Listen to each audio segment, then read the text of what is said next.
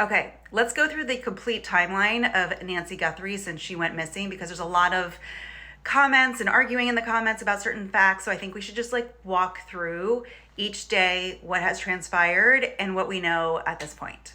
On Saturday around 5:30, Nancy takes an Uber to a family member's house, not to the restaurant, but to the family member's house.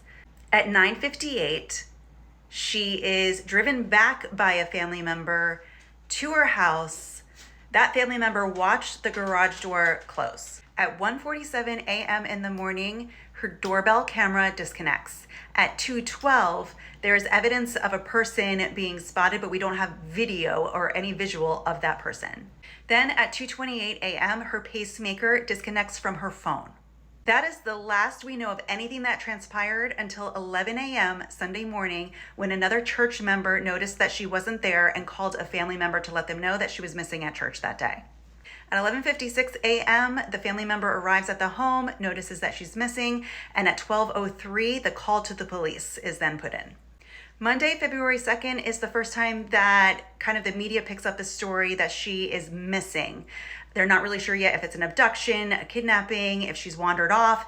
We start hearing reports that she is of sound mind, that there is no dementia or anything. She couldn't have just walked off, that she has physical impairments, and the news starts trickling. Now, Tuesday is the first time that we hear that that the sheriff thinks that she was taken against her will. And it's also the first time that there is a reported ransom note. I believe TMZ was the first one to report that they had received some kind of note and that it was demanding financial reward, a Bitcoin amount. Now, on Wednesday, February 4th, that is when the video of Savannah Guthrie and her siblings is released on her social media and then picked up by all media, pleading for their mom's safe return, using a lot of the tactics that's commonly used in kidnappings of talking about her as a person. It's a common tactic. A lot of people compared it to the Silence of the Lambs, but it really is a tactic used very often to humanize the victim so that the kidnapper sees them as a person and it hopefully doesn't cause harm to her. Thursday, February 5th is the first time we have seen kind of a timeline of events. It is also the first time that the blood on the doorstep, the splattering of blood outside the doorstep is noticed, and we have video of it, and we can see that she was clearly injured when she left. The blood did come back as her DNA. It is also when a California man was arrested and charged with writing one of the fake ransom notes that was deemed to be fake. There are still other ransom notes that have not been completely ruled out yet. Now, Friday morning, the local news outlet in Tucson received another message with demands. No proof of life in this correspondence, which is what the family has been looking for, and really no way to get in touch with them except for, where to send the Bitcoin. Later that afternoon, the sheriff did have a press conference. He kind of expressed frustration that they don't have any video because there wasn't a subscription and they can't get access to any of the video that was recorded.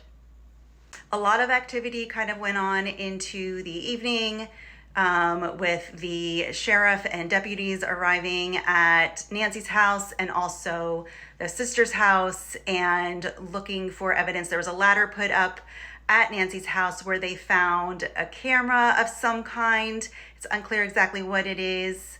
A floodlight of some sort, a broken floodlight, is taken. Nancy's car is towed out of the garage, and a bunch of deputies showed up at the sister's house, but did not go in or talk to anybody. They went around the side of the house to do whatever they had to do, were only there a few minutes, and then left. This morning, all we hear is that there's going to be no news conference today, that they are not going to be speaking today unless a major lead happens.